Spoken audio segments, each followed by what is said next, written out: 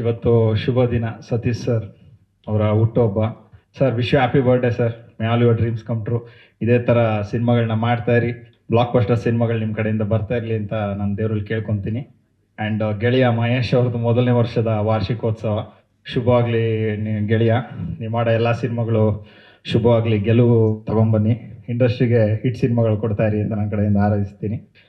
ಈ ಹಾಡು ಬಗ್ಗೆ ಮಾತಾಡ್ಬೇಕಂದ್ರೆ ಮೊದಲಿಗೆ ನಾನು ಅರ್ಜುನ್ ಜನ್ಯ ಸರ್ ಬಗ್ಗೆ ಮಾತಾಡಬೇಕು. ಯಾಕಂತಂದರೆ ಅವ್ರ ಸ್ಟುಡಿಯೋಯಿಂದ ಭಾಳಷ್ಟು ಜನ ಲಿರಿಕ್ಸಿಸ್ಟ್ ಲಾಂಚ್ ಆಗಿದ್ದಾರೆ, ಸಿಂಗರ್ಸ್ ಲಾಂಚ್ ಆಗಿದ್ದಾರೆ.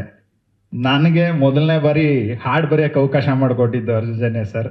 ವರದನಾಯಕ ಸಿನಿಮಾದ ಬೈಟೆ ಬೈಟೆಯಿಂದ ಅಲ್ಲಿಂದ ಶುರುವಾದಂಥ ಜರ್ನಿ ಅಯೋಗ್ಯ 2 ತನಕ ಬಂದಿದೆ. ಅದಕ್ಕೆ ಯಾವಾಗಲೂ ಸಿಕ್ಕಿರಲಿಲ್ಲ, ಅವ್ರು ಬರೋದೇ ಇಲ್ಲ. ಸೊ ಮೊದಲಿಗೆ ಎದುರುಗಡೆ ಇದ್ದಾರೆ. ಸೊ ಅವ್ರ ಮುಂದೆ ನಾನು ಅವ್ರಿಗೆ ಥ್ಯಾಂಕ್ಸ್ ಹೇಳೋಕ್ಕೆ ಇಷ್ಟಪಡ್ತೀನಿ. ಆ್ಯಂಡ್ ಹಾಡು ಬಗ್ಗೆ ಹೇಳಬೇಕು ಅಂತಂದರೆ ಒಂದು ಗ್ರಾಮೀಣ ಸೊಗಡಿನ ಒಂದು ಹಾಡು. ಆ್ಯಂಡ್ ಗೆಳೆಯನ ಬಗ್ಗೆ ನನಗೆ ಏನು ಖುಷಿ ಅನಿಸುತ್ತೆ ಅಂದರೆ ಸಿನಿಮಾ ಪ್ರೀತಿ, ಸಿನಿಮಾನ ಅವ್ರು ಫೀಲ್ ಮಾಡೋ ರೀತಿ, ಆ ಸಿಚುವೇಶನ್ಸ್ನ ಕ್ರಿಯೇಟ್ ಮಾಡೋ ರೀತಿ. ಏನಮ್ಮ ಅಯೋಗ್ಯದಲ್ಲೂ ಅಷ್ಟೇ, ನಾನು ಯೂಶ್ವಲಾಗಿ ನನ್ನ ಸಿನಿಮಾಗೆ ಮಾತ್ರ ಫುಲ್ ಸಿಂಗಲ್ ಕಾರ್ಡ್ ಬರ್ಕೊತೀನಿ, ಬೇರೆದು ಬರೆಯಲ್ಲ. ಬಟ್ ಗೆಳೆಯನಿಗೋಸ್ಕರ ಅಯೋಗ್ಯ ಬರೆದಿದ್ದು, ಆ್ಯಂಡ್ ಅಯೋಗ್ಯ 2 ಅಷ್ಟೇ ಎಲ್ಲ ಹಾಡುಗಳನ್ನ ಬರೆದಿದ್ದೀನಿ. ಅರ್ಜುನ್ ಜನ್ಯ ಸರ್ ಭಾಳ ವಿಭಿನ್ನವಾದಂಥ ಒಂದು ಟ್ಯೂನ್ಗಳನ್ನ ರಾಗ ಸಂಯೋಜನೆ ಮಾಡಿದ್ದಾರೆ, ಎಲ್ಲವೂ ಕೂಡ ವಿಶೇಷವಾಗಿದೆ. ಆ್ಯಂಡ್ ಕೆಲವೊಂದು ಜೋಡಿಗಳನ್ನ ಸ್ಕ್ರೀನಲ್ಲಿ ನೋಡೋಕ್ಕೆ ಭಾಳ ಖುಷಿ ಅನಿಸುತ್ತೆ. ಆ ಸಾಲಿನಲ್ಲಿ ನೋಡೋದಾದರೆ ಸತೀಶ್ ಸರ್ ಮತ್ತು ರಚಿತಾ ಮ್ಯಾಮ್ ಸ್ಕ್ರೀನ್ಗೆ ಒಂದು ಎನರ್ಜಿ ಅಂತ ಅನ್ಬೋದು.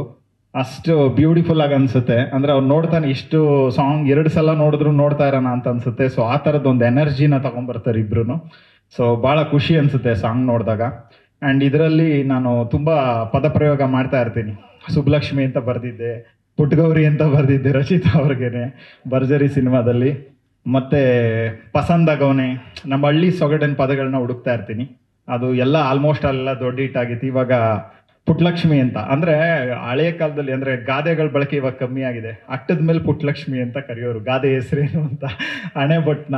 ಸೊ ಭಾಳ ಮುದ್ದಾಗಿ ಕಾಣಿಸುತ್ತೆ ಅಂತ, ಅದರಿಂದಾಗಿ ಆ ಪುಟ್ಲಕ್ಷ್ಮಿ ಆ ಒಂದು ಪಾತ್ರಕ್ಕೇನೆ ಅಷ್ಟು ಬ್ಯೂಟಿಫುಲ್ಲಾಗಿ ಕಾಣಿಸ್ತಾರೆ ರಚಿತಾ ಅವರು.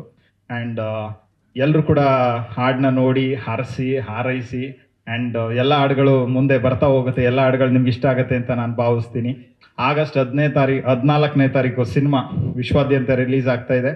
ಎಲ್ಲರೂ ಕೂಡ ಥಿಯೇಟ್ರಿಗೆ ಬಂದು ಸಿನಿಮಾ ನೋಡಿ ಎಂಟೈರ್ ಟೀಮ್ನ ಬ್ಲೆಸ್ ಮಾಡಿ ಅಂತ ನನ್ನ ಕಡೆಯಿಂದ ನಾನು ಕೇಳ್ಕೊತೀನಿ. Thank you.